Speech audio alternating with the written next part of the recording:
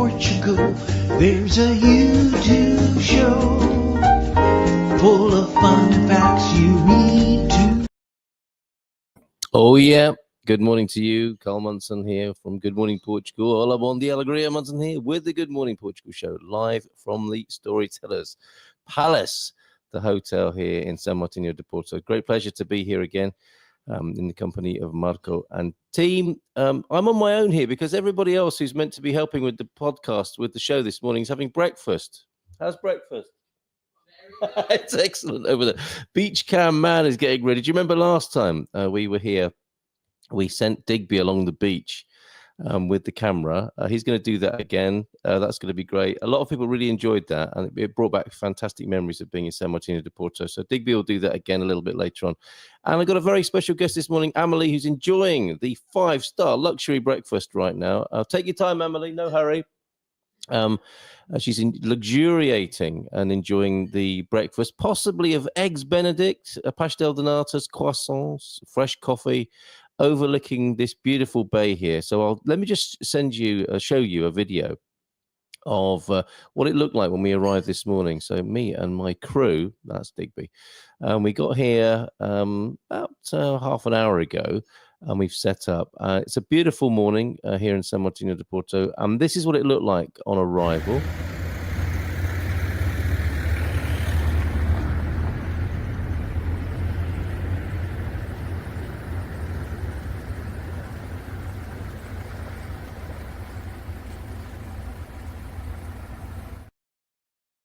Beautiful, huh? You weren't quite getting the tranquility there. I think a truck was going past whilst I was filming that, but you got a sense of the beauty and how high the tide was this morning. And then here outside the palace this morning, check this out as well. This is a lovely sweeping view of the bay as well.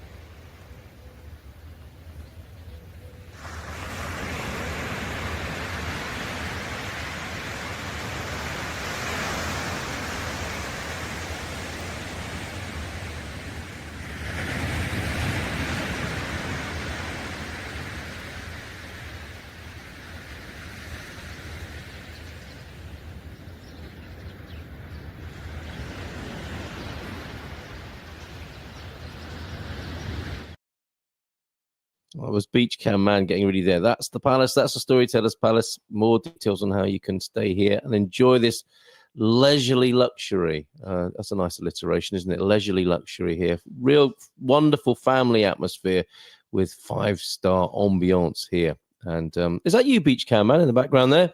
Have you finished your breakfast yet? Okay, he likes to be out of the shot. He likes to be making the shots, not being in the shots. Are you going to go and have a look now? Okay. Oh, he's just getting ready. Okay, excellent. Right, good morning to you. The coach was here very early in the country in Setúbal, and 20 to 8 this morning. Bom dia a todos e feliz quarta-feira. How is hump day already? Very good here. Thank you very much, Ian. Lovely weather here in Setúbal yesterday. Yes, it was a beautiful day. We'll have a look at the weather in just a moment here in Portugal, and we'll have a look across the country and see how that weather is shaping up. I think it looks like it might be a similarly sunny day. Miguel has got his piece of seaweed. He's having a look at it now to tell us what the weather might be like a bit later on. Spent most of the day walking around in Setúbal, visiting Palmela today for wine tasting. You lucky people, have a fantastic day drinking Portuguese wine in Palmela. Palmela's wonderful. And so you'll be in the Arabada National Park there, where you can recreate a scene from On Her Majesty's Secret Service. The Bond movie was shot on a road in the Arabada National Park. And I think you'll have a fitting vehicle in which to do so, Coach Turner. So please take pictures of that wine tasting if you remember. Thank you very much. Have a great day and welcome back to Portugal. Jackie's here also this morning. Bon dia, Gumpers. Bon dia, Carl. Big hugs. Jackie, if you can give me a bit of production feedback. Are we sounding okay from the Storytellers this morning? I'm guessing we are. Nobody said, we can't hear you or anything like that yet. Country Bear, Marcus, PT Country Bear, how are you? Bon dia, Alegria. Barak, Lord Travanka, how nice to have you so early in the morning. What's up? Couldn't sleep? Hola, bon dia from Lord and Lady Travanka. How are you doing over there in central Portugal? And looking forward to our Valentine's dinner at the Storytellers. Oh, I say. Yes, I think a few of our Gumper friends have already booked coming for the weekend, the Valentine's weekend here in San Martinho de Porto. We're having a bit of a party on Saturday night. And I think people have booked into the Storytellers. And I've got other dates. Thank you, Miguel, for the dates of upcoming events here at the Storytellers. I'll share those with you as well as the weather in just a moment. T-Duck, you know and love this town, of course. Bom Dia Alegria Gumpers. How are you doing, T-Duck? Hope everything's coming together nicely. Clear blue sky here again in Setúbal. Thank you for that weather report. João Ernesto do Norte. Bom Dia Alegria Portugal from João Ernesto. Thank you. And a Fiat Panda. Oh, yes, that's the ultimate Bond car, the Fiat Panda. I hope it's a convertible, and sounding good. Oh, thanks for that sound check there. We've got executive producer T-Duck as well, of course, watching. So I'm sure T-Duck would have told me by now if it wasn't sounding good. Thank you, T-Duck, for the kit, for making sure this is all working well here. Thank you very much indeed.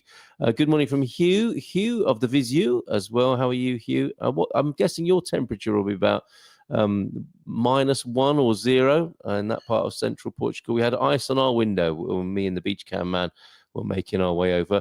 Mike, have you made your booking yet here at the Storytellers? Bom Dia Gumpers, Mike and Karen, who love to come to the expats lunch, and the next date for that will be the 26th of February. It's not a leap year, is it? So yes, 2 days before the end of this month, 26th of February, the last Wednesday of the month. You can book through Gabby. If you drop me a line, 913-590-303, if you want to make a reservation for that as well. Other dates of fabulous things happening here in the Storytellers Palace I will share with you in just a moment. We'll do the weather first. We've got our guest Amelie joining us in a little while, and seriously, Amelie, no hurry. I'm not saying that I'm to enjoy your breakfast with this view here. I think she loves the Storytellers. I think she loves the Silver Coast and San Martinho de Porto. And she has a podcast, and she'll be telling us all about that as well this morning. João Ernesto, off for a little adventure later this morning down to Vila de Conde, the Celtic ruins there. Please, pictures, John, if you don't mind, 913-590-303. Lunch on the Mar and a maritime museum visit as an aperitif. What a lovely day. And yes, I'm getting the thumbs up from T-Duck there. And great to see you yesterday, Sarah Taylor, for our moment with the Munsons, our show on New Reality TV at midday Portugal time. It was lovely to have you as a guest. You were fabulous as ever. Right, okay, let's have a look at the weather. And if I have time this morning, the Storytellers Palace is all about the stories, of course. It's all about language and culture. And we like to do news, weather, language and culture for you in the morning. So I'm thinking, what should I have done for language and culture, Portuguese language and culture this morning? And then I remembered there is a suite here, a room named after Floribela Espanca, who is the most incredible historical figure, literary figure here in Portugal. And if there's time in life, and her quite extraordinary in actual fact, and maybe read of her poetry as well. I will be reading translations, so that's originally penned in Portuguese poetry. He referred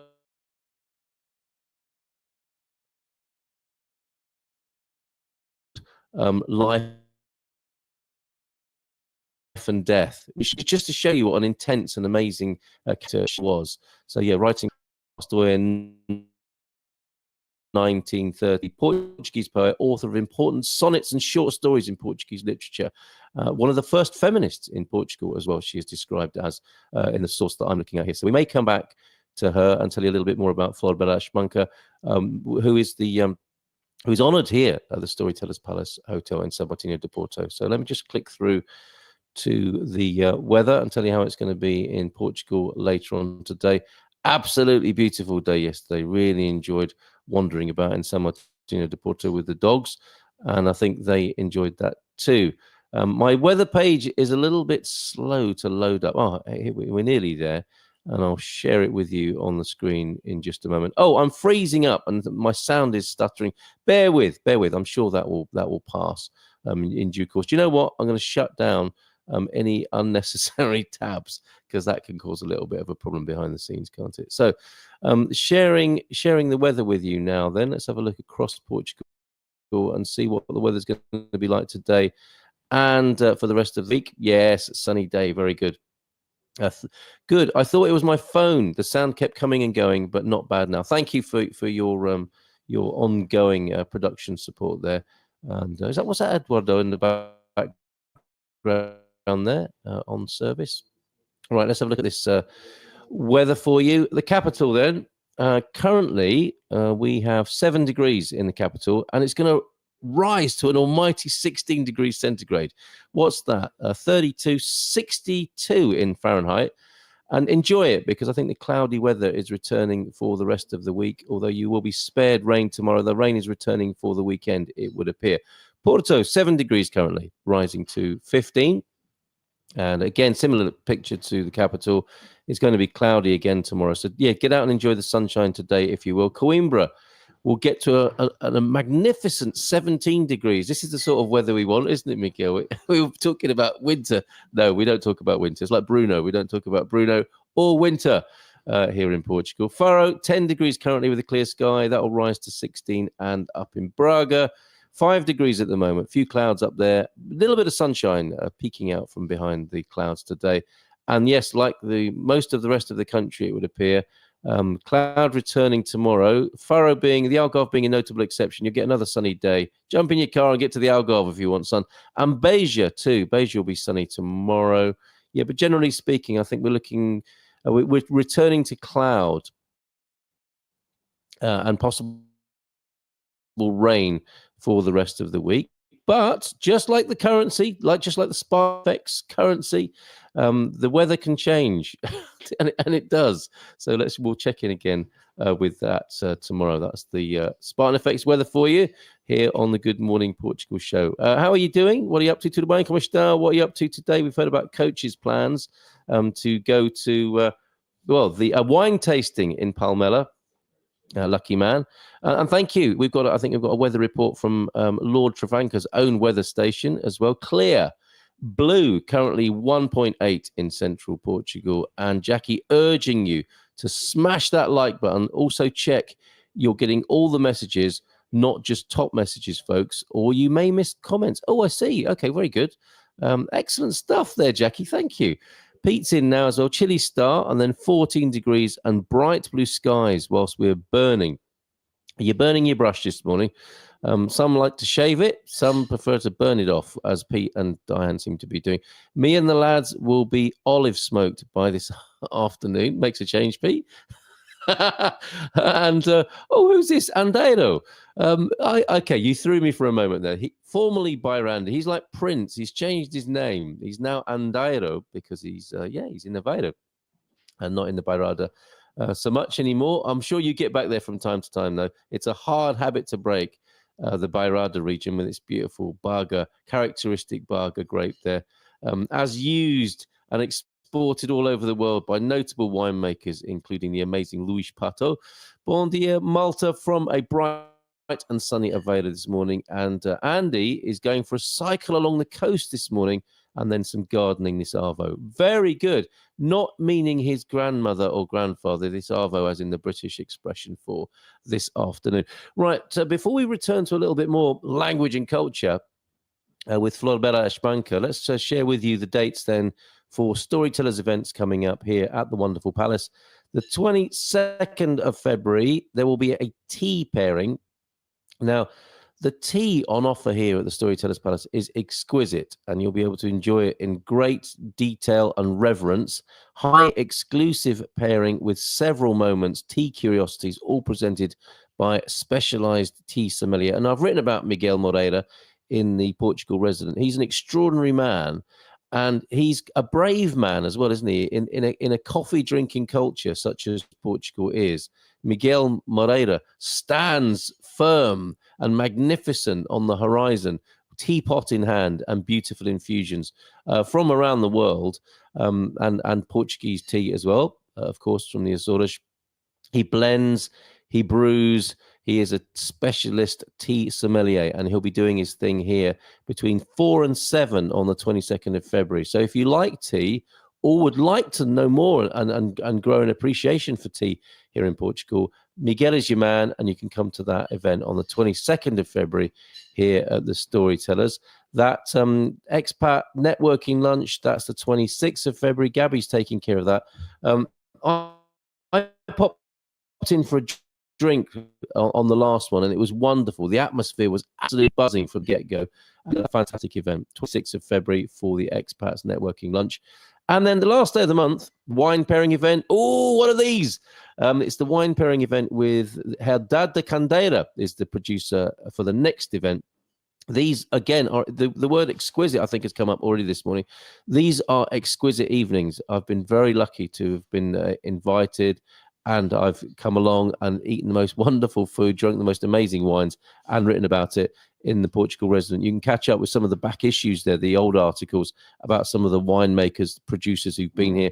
On this occasion, on the 28th of February, it will be Herdad de Candeira. That's a Friday evening, so why not make a weekend of it, or certainly an evening of it? You can stay over at the hotel here. Herdad de Candeira, Alentejo on this occasion, Alentejo wines. Wonderful. Pam Smith also joining us. You might like a little bit of Florbella Spanker this morning. Pam, you might find, if you don't know, I'm sure you do know about her already, but I'm sure you'll enjoy hearing more about her in just a moment. And my special guest this morning, Amelie, who is a podcaster and lives here on the Silver Coast, telling us about her love of Portugal and what she does on her podcast. We will be back in the beautiful Bairrada for our annual family trip to the dentist. Wow, living the dream. Wonderful. Andeiro. Okay. Maybe a little bit of poetry now then. We've done a bit of news. We've done a bit of Bom Dia Daily is a little bit different this morning, of course, because we're on location. And Beach Camman will be doing his thing soon as well. That was very popular last time. That little walk up and down the beach. Let me just play a bit more video of what it looked like earlier on today. And this will be, you'll see more of it. Now the sun has risen. The waves are breaking here in the bay quite dramatically in the opening out into the deeper and wilder Atlantic, and then gently on the foreshore here, just by the hotel. It's a stone's throw, although there's no way I'm going to be throwing any stones, surrounded as I am by so many wine glasses and windows here. But it really, I mean, it feels like you can almost reach out and touch and taste the sea here from the Storytellers dining room, the green room here. Absolutely brilliant to be here this morning. So let me just play a little bit more video.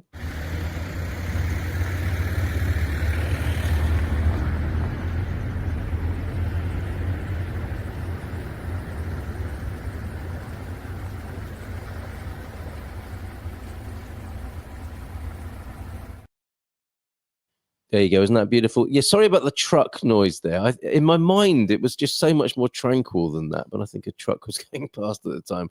And that was just around dawn or just sunrise. And now the sun is up and we're going to get some beautiful beach cam footage real soon.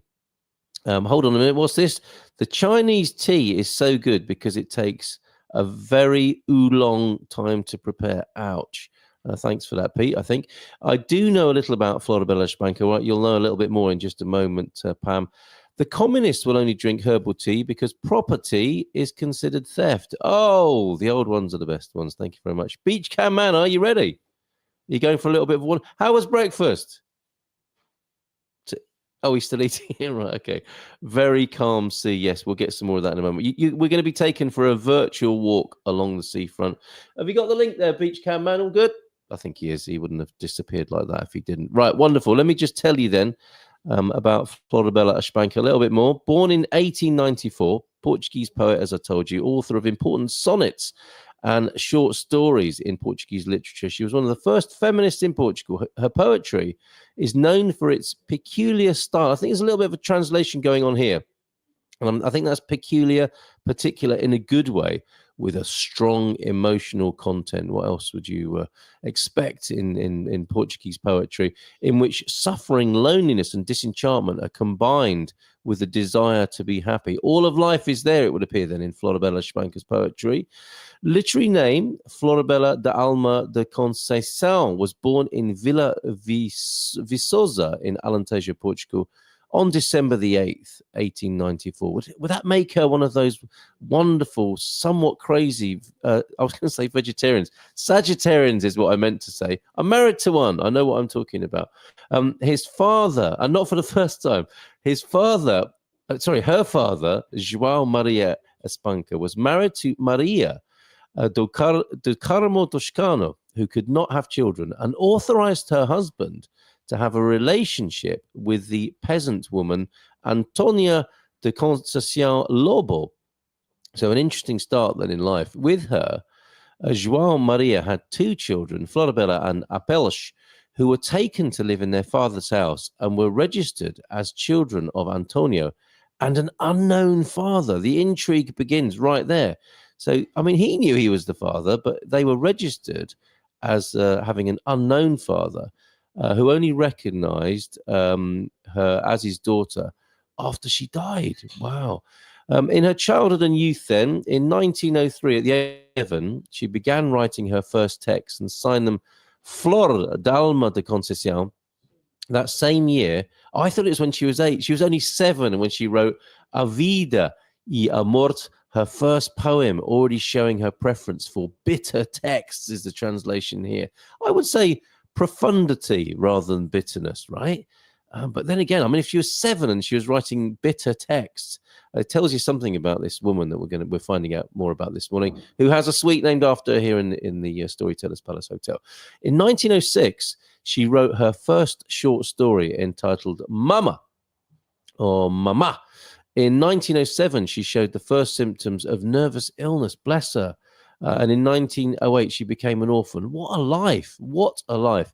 Floribela entered the National High School of Évora, where she remained until 1912. In 1913, she married Alberto Moutinho, her schoolmate. And in 1914, the couple moved to Redondo in the Serra da Ossa, Alentejo, where they opened a school, and Floribela began teaching. I'm sure there must be a Portuguese movies, a film about her life, right? It's such an interesting life. Not that I've seen it, and I would, if anyone has seen it and has a link to it, I would be delighted to watch a film about her life and this extraordinary woman that we're finding out more about this morning. In 1916, the magazine Modas e Bordados, I'll do that again, Modas e Bordados published her sonnet Chrysanthemums back in Évora. Floribela became a contributor to the newspaper, the Noticias de Évora. At that time, she met other poets and participated in a group of women writers. You can only imagine, can't you, what it would have been like to be part of a group of women writers in 1916. In 1917, she completed her degree in literature and enrolled in a law course at the University of Lisbon, once again displaying symptoms of neurosis. Now, this sort of diagnosis is interesting, isn't it? It was often a diagnosis imposed upon women, wasn't it, at that time, in the sort of Freudian heyday. So I wonder, I think it's fair to say she did struggle with what we would call now mental health issues, I suppose. But yes, it would appear diagnosed with neurosis at that time. First books, in 1919, she published the Book of Sorrows. Part of the inspiration came from the tumultuous, restless life that was lived by her, suffering from the conflicting relationship with her father. The language is situated in her own frustrations and anxieties, characteristics found in the poem I. So I'm going to read you the poem I now and view this through a sort of historical lens of the early 20th century here in Portugal. Country life in the Alentejo, tempered by visits to the capital where she was studying law, but still a poet and still writing poetry. I am the one who is lost in the world. I am the one who has no direction in life. I am the sister of the dream. And so I am the crucified one, the one in pain. Cheerful stuff for a Good Morning Portugal breakfast here.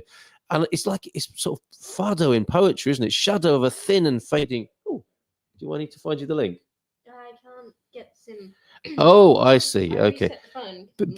We're interrupting Floribela's incredible, profound poem here to set up Beach Cam Man. And I've got one attempt left to crack the SIM code here. Let's see if we can get in. We're in, I believe. Let's see if you can find that now. So let me start that again. The poem I by Floribela Spanker. I am the one who is lost in the world. I am the one who has no direction in life. I am the sister of the dream. And so I am the crucified one, the one in pain. Shadow of a thin and fading mist, not unlike how it was on the water here this morning. And that bitter, sad and strong destiny brutally drives towards death. Soul in mourning, always misunderstood. I think we've all been there, haven't we? Soul in mourning, always misunderstood. I am the one who passes by and no one sees. I am the one they call sad without being sad. I am the one who cries without knowing why. I am perhaps the vision that someone dreamed of, someone who came into the world to see me and who never found me in life. Wow. Sadly, after suffering a miscarriage, Floribela remained ill for a long time. And in 1921, she divorced Alberto and began living with an artillery officer, Antonio Guimarães, and suffered from society's prejudice. This woman was truly up against it on so many levels, wasn't she? In 1923, she published Livro de Soror Saudade that same year. She had another miscarriage and separated from her husband. And in 1925, she married again the doctor, Mario Lage, in Matosinhos as well. So she got around the country too. So from Évora and the Alentejo to Lisbon, where she was studying, and now married to Dr. Mario Lage in Matosinhos, up there, of course, in the port town, fishing town of Matosinhos, or fishing suburb of Porto. In 1927, her life was marked by the death of her brother in a plane crash. Now, I know she was very close to her brother, which led her to attempt suicide. Her brother's premature death inspired her to write The Masks of Destiny. Now, it's saying here in the biography, and I'm on ebiografia.com, Floribela Spanker's poetry is characterized by a strong confessional tone. Her poetry is dense, bitter, and sad. Her favorite themes were love, longing, suffering, loneliness, and death, always in search of happiness, however. The bittersweetness, right? Floribela wrote short stories, poems, and letters, but it was in sonnets that she found the best way for her poetic expression. Her troubled life may have been the driving force behind so much cruelty in her words. The poet Floribela was not attracted to social causes, preferring to express in her poems the events that concerned her sentimental condition. In a patriarchal society, she was courageous. She was ahead of her time. Floribela was not part of any literary movement, although her style was very reminiscent of romantic poets. And I think it was Fernando Pessoa who described her as his soulmate. I think in a literary sense, not in a romantic sense. Her sentimental, confessional character, always marked by her passion and her feminine voice, made her a great figure of feminism in the first decades of Portuguese literature in the 20th century. So I don't think you can study Portuguese literature without coming across Floribela Spanker. Right, we've got The Woman. One more poem to share with you. I think we might go with that. We'll finish with that. She actually committed suicide, and on the day she would have turned 36, at the tender age of 36, and on the eve of the publication of her masterpiece, truly tragic life story, the Charneca em Flor, which presents a lyrical effusion of luminous and daring sensuality for the time, which was only published in 1931. She died in Matosinhos in Portugal in 1930, but was buried in Vila Viçosa, Portugal. I guess that was a homecoming where she was born. In 1949, it took until 1949 for the letters from Floribela Spanker to be published. So let's finish. We'll talk to Amelie. We'll have a bit of beach cam as well. Let me just put this onto the screen because beach cam. I think I need to mute him, don't I? But there he is. Beach cam man is on the move. DIY school trip. Absolutely. Jokes like that are good pun. Oh, I see what you did there. And we just booked our room at the Storytellers. Woohoo! We did a little bell, don't we? So if anyone else books at the Storytellers this morning, do let me know. We'll finish with a Floribela Spanker poem, and then we'll bring the wonderful. Are you okay, Emily?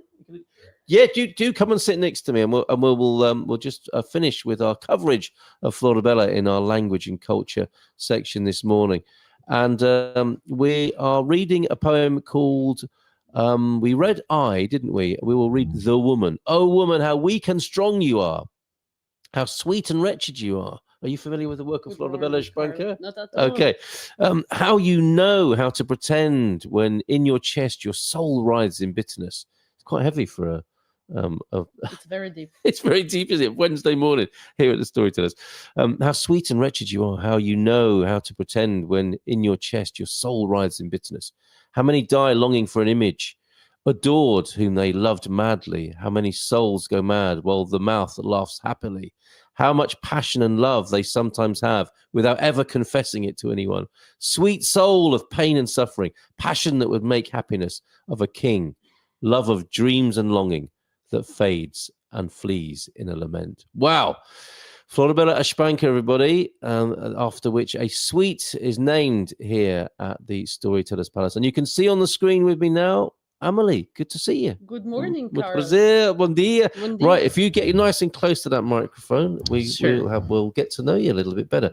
Thanks for coming this morning. Yeah, pop those and then you'll be able to hear what's going on as well. I hope I won't hear myself. Do you not like to do that? You're a podcaster, aren't you? I know, but I'm on my own in my room, quietly. I really respect you then for being here this morning and Thank you so much. stepping out of the personal studio into this public space. How was breakfast? It was delicious. I Excellent. highly recommend it. Yeah, me too. Me too. Okay, fantastic. What did you have? I had some pancakes, some croissant, Oh, and what did I have? Else? I don't want to hear anymore because I haven't eaten yet. Exactly. It's your turn. Right. So, Amelie, where have you come from to be in Portugal? Tell us a bit about yourself. I actually came from the United Arab Emirates. Right. I'm not Okay. originally from there. Right. I'm Swiss French. Are you right? Okay. My mom is Portuguese, Wow. so I'm back to her birthplace, let's say. Wonderful. Like a bit of a homecoming then. Exactly. Right. Wonderful. And on the way via the UAE. Exactly. 15 years there. Really? And how was that? It was fantastic. Was it? Fantastic. Amazing, amazing. And quite a contrast, I'm thinking then. The UAE and Portugal. Is that fair to say? It's really different, Yeah. mostly in the thing that the people believe they have some misconception I'm about sure. UAE. Yeah, I'm sure. And in the end, it's actually so well organized, so Yes. safe, and really nice to be there. Wonderful. And what's it like to be in your, I suppose, what is an ancestral, spiritual home of Portugal? How was that? And how long have you been here? I've been here now 6 months. Okay. And how's that? Tell us about that. How's that going? I feel really like the nature here is fantastic. Yeah. Yeah. The nature, the fact that there are 4 seasons, Yes. the fact that the people are really connected to their traditions too, Yes. Yes. but in another way. Yeah. And I like how simple, but same time how meaningful the encountering of Yes. people can be. Like the poem we heard, right? Exactly. The soulfulness and the Exactly. passion. Yeah. Amazing. But I'm not a poet. You're not. I want to find out what you talk about on your podcast. But isn't that interesting? Oh, look, is he swimming? He's going for a swim.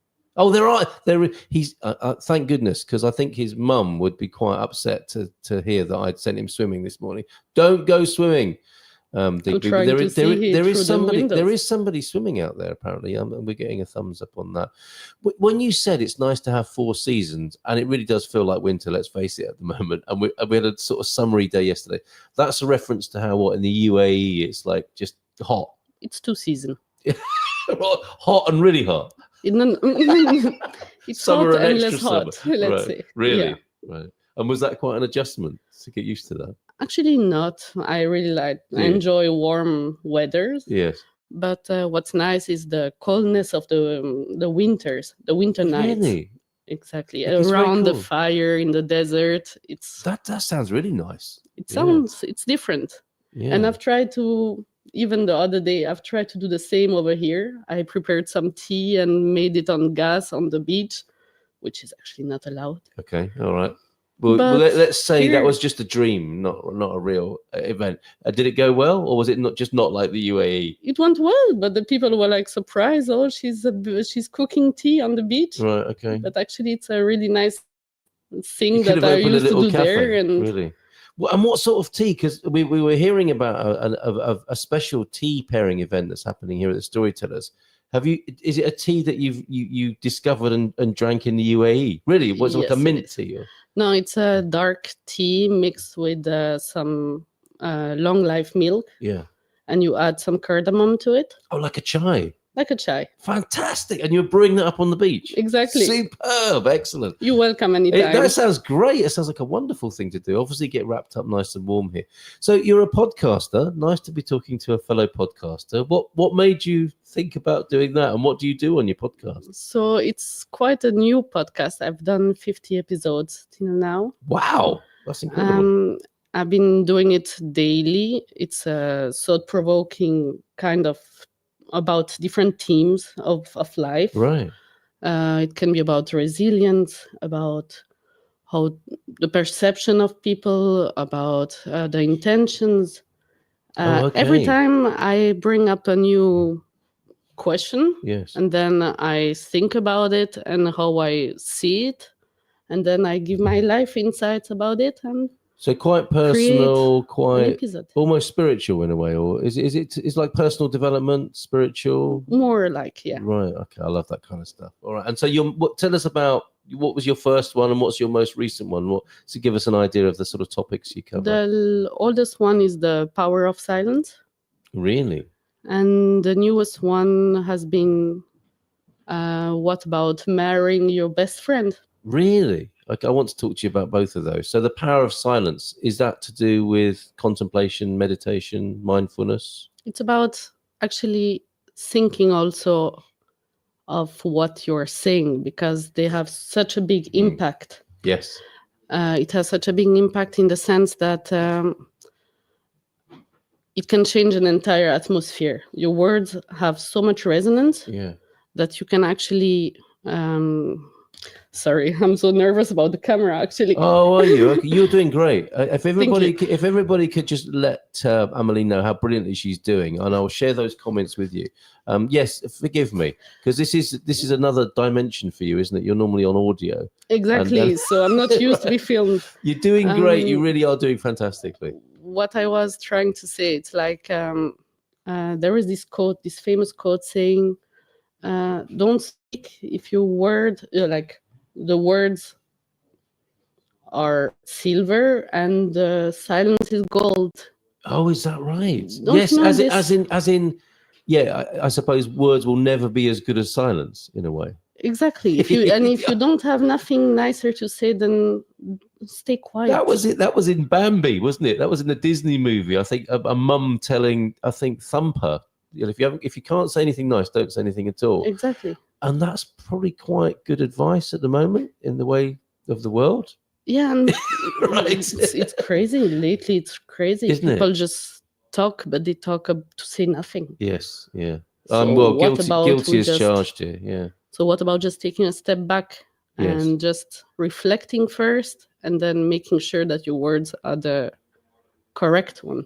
And there's a wonderful paradox, isn't there, I suppose, as a podcaster, because it's about your words, it's about your thoughts and expressing yourself through your words, but having the grace to say pause before you do that, maybe. Exactly. And first I'm preparing what I'm going to say, because it's not live like here. Yes. Yeah. It's more, I'm thinking about what I want to the message that I want to communicate. How lovely. So it sounds very thoughtful. And then from the power of silence to marrying your best friend. In that order? I mean, not at all. But we reached, I think it was the 48th episode, marrying your best friend. Yes. Like, I thought about the idea, what if actually the right partnership, the right friendship would actually, with some twist, would create a love story, Wonderful. So tell us more about that. So it's not like a how-to. It's just contemplating the idea of what it would be like to do that. Exactly. Yes. What if you would just marry your best friend? Oh, okay. So there is no sense of romantic involvement until you introduce that into the friendship. It builds itself. The love builds itself. But first you have like a real friendship. It does sound like a really good idea, doesn't it? And I think when you look at successful couples, that's clearly an important part. Yeah, they have this chemistry. They have this. this is something I don't know how to call it, but they Yeah. have this partnership. It's true, isn't it? Yeah, because I was thinking that with my wife Louisa, that did occur to me. This, it's like how you've got each other's backs. That's these are friendship themes, aren't they? They're friendship bonds, and then the romantic part might be the icing on the cake. And it lasts. Yes, yeah. It lasts because if you just fall deeply in love with on the first sight, Yes. and you have the passion, the feelings, Yes. the butterflies for the first 3 years. Yes, I we always say remember. 3 years. Yeah. And then it becomes routine. Yes. But if you have a partner in crime, Yes. a friend To make tea on the beach with. Exactly. Why not? Excellent. What a lovely idea. Are there any other themes that you want to share from your podcast? Which have been the most popular or difficult or extraordinary, do you think, in your, because that's amazing that you've done nearly 50. You said you were quite new to it. I mean, there aren't that many podcasters who start and get to that many episodes, I don't think. Yeah, but there are so many themes we can talk about. What have been your favorites? My favorite, maybe The Power of Intention. Okay. Or even like sometimes I find out a research and then I talk about it. Yeah. For example, Masaru Emoto. Oh, yeah. Who yeah, did yeah. that Yes, about yes. the water. Yeah, I was talking about him I found yesterday. that so fascinating. Yes. Tell us more about that then, because maybe people don't understand or are not familiar with that name. So he's a scientist from Japan. Yes. And he discovered that the crystal of water vibes differently depending on the words or the music or the whatever has been said. For example, if you say the word hate, yes, and you say it to the water will transform into a crystal that is completely horrible. Yeah. But if you talk about love, if you talk about harmony, about peace, the crystal of the water is so fantastically shaped, yes, that actually again we come back to the words. Yes, absolutely. That spells. It has really an impact on the water. Yeah. So if our body is made out of 80% or 75% of water, Yes, then everything what we say, we think, is actually moving those molecules of water within us. yeah, And we end up like either harmonized or not. So which is an incredible proposition, isn't it? To imagine, to contemplate how much power we might have in that way of intention, and how much we can influence and change ourselves and each other with the kindness or not of what we say. Exactly. It's amazing, isn't it? But so we need to be really careful. We do, don't we? We certainly do. That's such a brilliant reminder. We've got some feedback, Emily. Ooh. No, it's good. You're fine. You're doing brilliantly. I'm going back a little bit to. Oh, excellent. So Mike and Karen have booked. Fair point there, Andaido. Who might like to stay in a more upbeat room than the Floribela Espanca suite. It's a very nice room. Antonio F, Bom Dia Todos, and the Bom Dia Carl, and the Good Morning Portugal show, says Antonio. Great to have you here.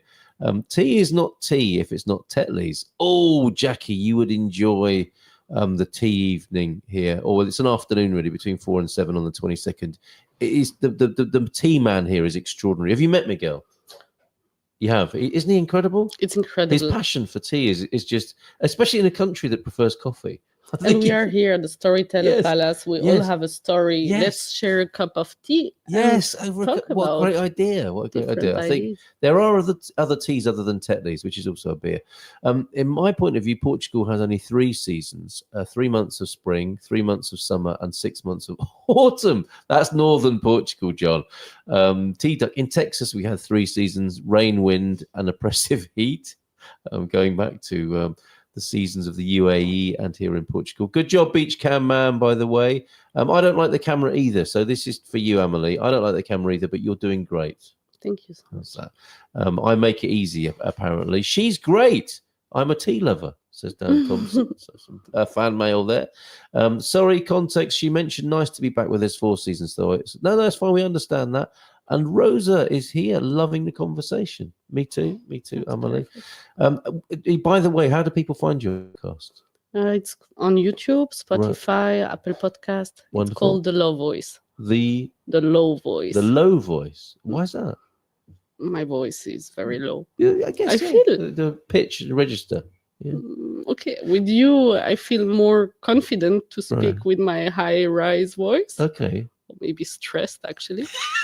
Oh, bless but you. normally, I'm more posed and more relaxed. Low voice. And is that a play on words as well? As in low, as in resonant, or possibly, Maybe. The mood is okay, interesting. Portugal sports info today. Cristiano, obviously a great figure. Just as Floribela Espanca is important to Portuguese culture, so is Cristiano Ronaldo, who is he only 40? He's still playing and scoring. How many of us can say that? So true. I'm not sure what's so true there, Hugh. I'm sure it's something that Amelie would have said. Enjoy your massage. Have a wonderful day, it says Barak. And bon dia from Antonio Barbosa, the man in the Minho. It's a chilly Minho this morning, although soon to be a sunny 60 Fahrenheit. Happy Wednesday. Thank you very much.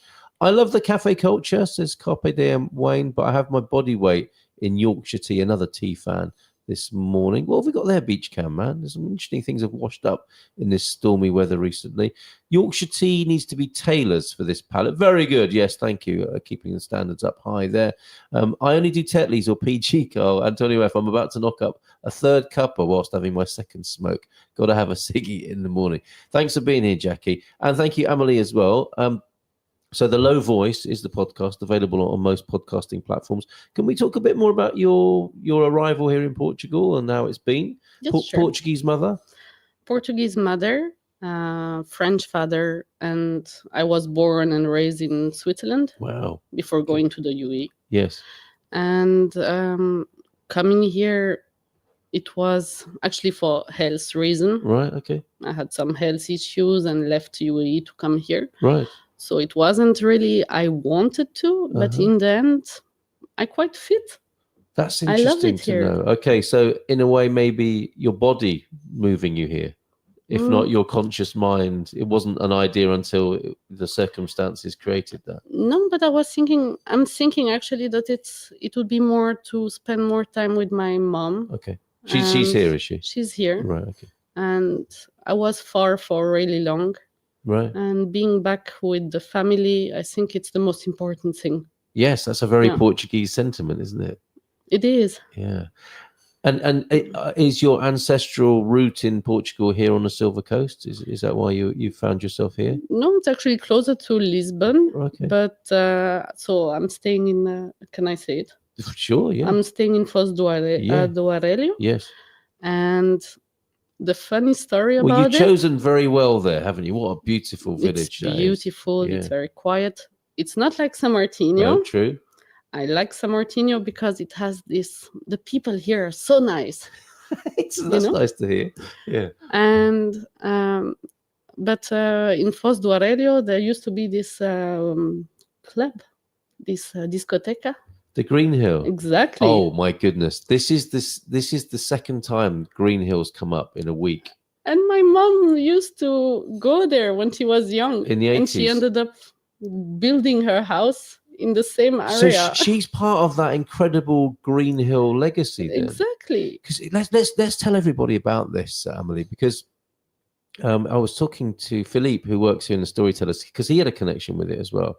I think he was a barman and a DJ there at Green Hill. Really? But this with was long hair and elephant trouser? Probably. I can only imagine. And if he's watching, he might send us a picture. 913-590-303. Beach Cam Man's coming back into the hotel now. And he might take some moving shots of us as well, as he has a little wander around the hotel. That's great stuff. Well done, Beach Cam Man. But Green Hill is a really important part of world clubbing culture. Oh, really? Yeah, because Philippe was saying I think he's done some work with Red Bull. He's like an amazing cocktail maker and a bit of a showman. And he was in at the Colosseum or near the Colosseum. And somebody saw him in a crowd in Rome. and said, "I remember you from Green Hill in Portugal." And this was how powerful it was. Thousands of people would come across from all over the country. I think probably from the continent. Yeah, and they to would party. drive for the weekend. They would drive all the way here in the night to party and go back home. Yeah, and Foz at the time was just like a village, wasn't it? There weren't many houses there. Much, no. So is it true then that a lot of people who've made houses there were the clubbers who you came and had such happy memories of? I don't know, but I quite have the feeling they have this nostalgia. Right. The nostalgia of the old good times of their youth. Well, isn't that a maybe? Lovely thing to have? It's We're really going to lovely. recreate some of that on the 15th. Oh, look, is that my breakfast? Wait, he's taunting me with visions of my breakfast that I'm yet to have here. Fantastic. Some egg Benedict. Oh, stop it. Great job, Beach Cam man. Thank you very much. You can rest. Have another croissant. There he goes. Right. Okay. Oh, there he is in the background there. Green Hill, then. Thousands of people every weekend in a certain period. I think in the 80s, maybe early 90s. Is that right? Don't ask me. It's not my generation. Okay. All right, I just thought your mum might have impressed that upon you. So, yeah, and they had, I think, 6 different rooms. You know, there was like a pop room, a disco room, a rock room. I visited the room because you can still... Can you walk around in it? You can sneak in and park your car on the big parking that wasn't even allowed. Wow, I've got to go and have a look. Yeah, and then you see this huge room, and then they have stairs, and they have another room, and they used to have different different themes. rooms, That's I right. think, Yeah, absolutely. So there you go. It's not just Ibiza and London that were the great clubbing capitals. Portugal had its own, and that was Green Hill. And your mum has like a sentimental, nostalgic connection with the place. Exactly, but it's this nostalgic feeling. I feel it for a lot of stuff here in Portugal. Yes. This saudade that they have. Yes. You can feel it. Everybody has this nostalgia of the past, and in the same time, they are living their life, but with a look back. Yes. Behind their shoulder. Yeah.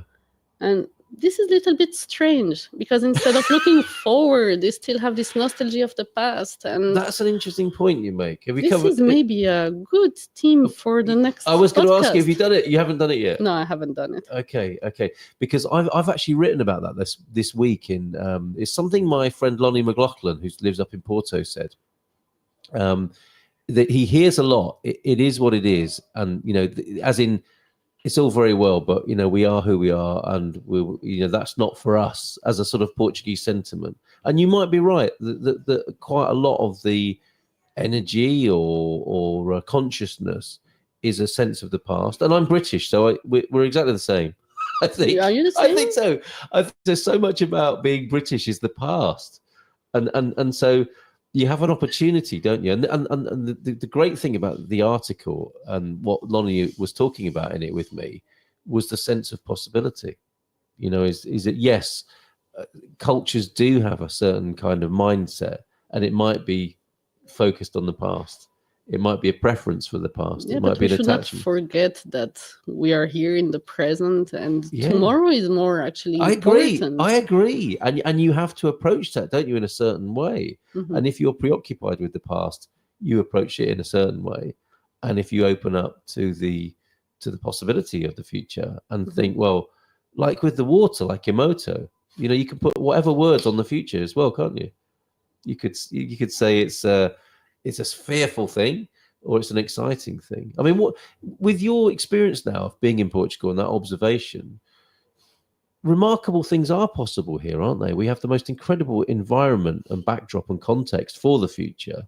What's your view on that? I think there is so much possibilities, but I think also that the new generation needs to wake up. Really, very and interesting. Put some goals, put some objectives. Yeah. And go for it. Right. Because right now, excuse me, but go on, say more. I see the new generation scrolling on social media, going out. Okay, no problem. Go out if you want to drink and get drunk and etc. Like Green Hill. But don't forget what you need to focus on during the day. Yeah. Like you need to work hard and people, they don't want to work anymore. You don't think so? No, I think and Portuguese here- people are very hard working. They are hard worker, but are they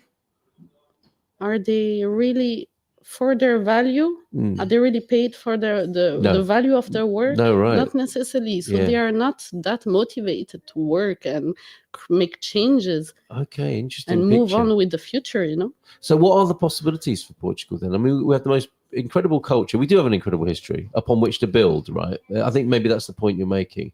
Rather than being focused on it as the present, respect it and acknowledge it as the past. Acknowledge can the build past, on it. exactly. Yes. But build on it. Remember that you came from a long road, Yes. and don't forget that you should not just stay in the past, Yes. but move forward. Yes. And you say this as you're a half Portuguese person, aren't you? But Do I you never feel had, Portuguese? never felt Mais ou really menos. Portuguese. Right. Mais ou menos.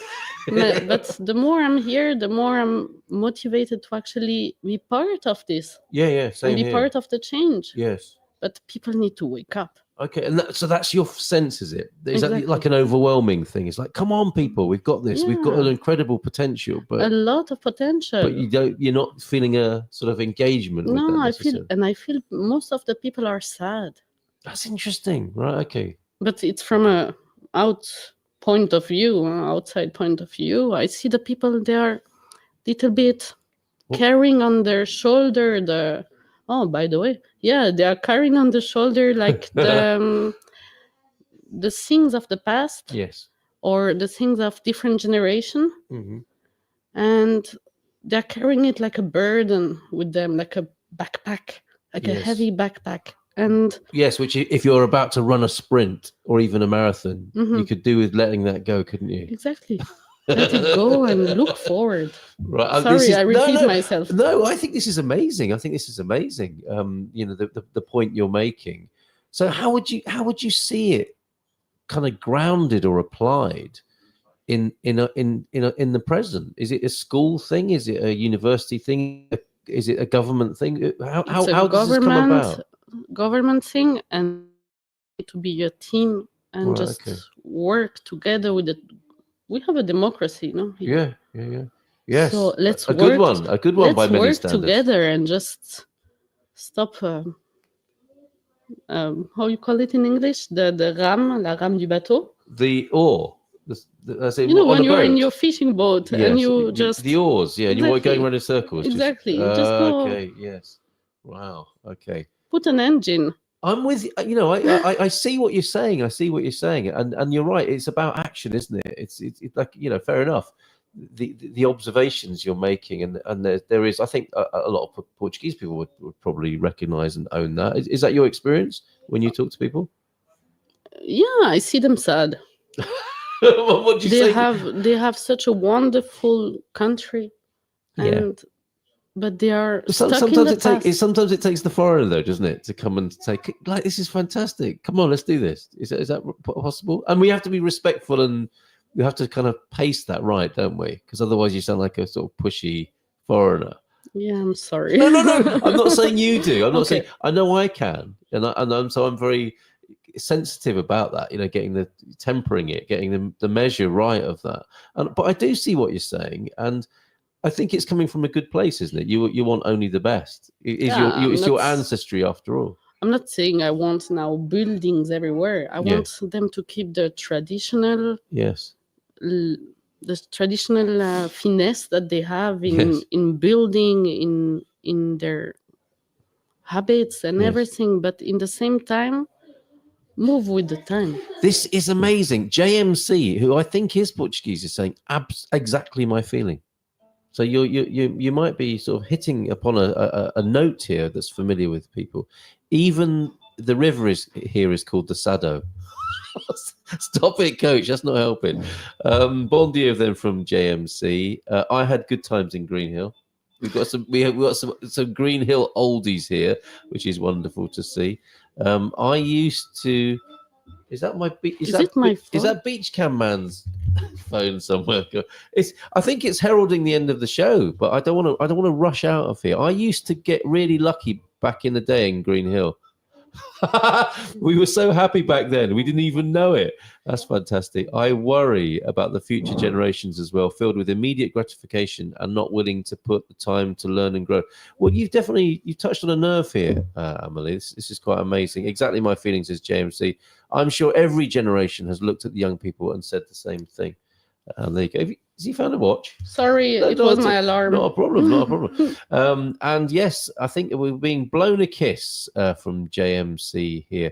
Very interesting theme, and would love to hear you talk more about that on your podcast. I hope so. Which is the low voice. The low voice. The low voice on podcasting platforms. Amelie's been my guest this week. It's been lovely to meet you. And thank you so much. Thank you for being in front of the camera.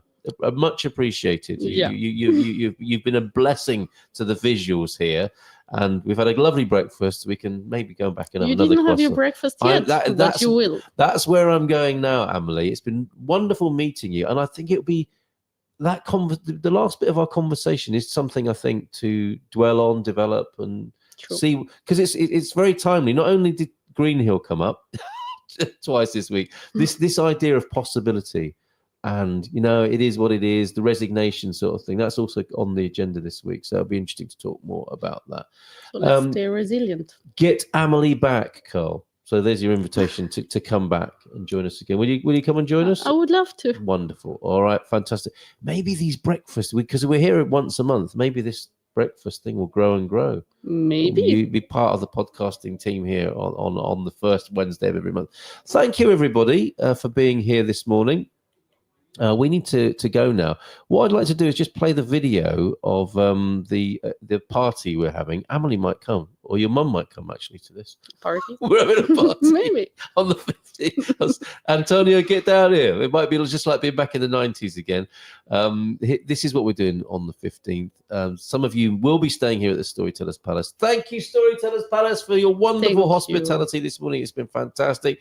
And we'll see you again tomorrow morning. I think Mrs. M's joining me on the screen tomorrow. And look at all the love coming in. Get Amelie back. Ciao, folks. I've got to run. Good guest today from Thunder Duck. And no, says JMC, I'm sure our youngsters will transcend and surprise everyone. Yes, what a lovely note to end on. And here they can go dancing into their futures with this. Cheers, Amelie. Thanks, everybody. Take care. Bye for now. See you again.